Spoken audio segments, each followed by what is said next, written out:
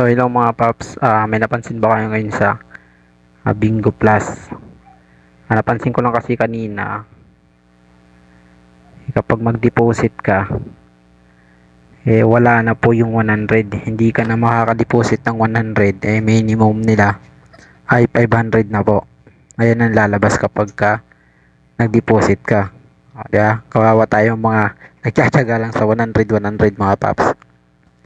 Pero pag open ko kanina ng Facebook at pumunta ako sa kanilang group, Bingo Plus group, may mga nabasa akong comment na pwede nga daw po yung 100 dun sa mismong GCash sa GLife, at sinubukan ko nga po, pwede nga po pala yung 100 dun sa GCash. Meron pa po silang 100 pa din.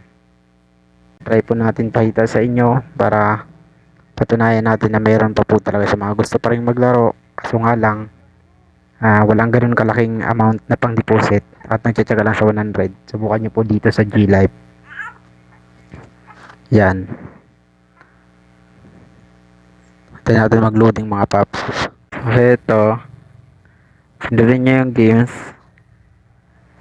At yung Bingo Plus na makikita nyo dyan. Yan.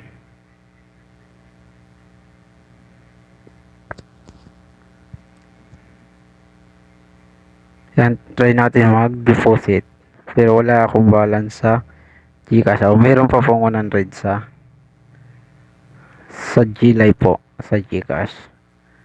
Okay, confirm. Ayun lang po mga loads, mga paps. Salamat din sa mga nag-comment dun sa post ko sa Facebook group nila sa Bingo Plus. So sa mga gusto pa rin po maglaro at ipagpatuloy yung laro sa Bingo Plus na walang 500 na pang deposit, so punta na po kayo sa GLife, sa GCash, at doon lang po kayo mag-deposit ng 100. So maraming salamat, sana makatulong.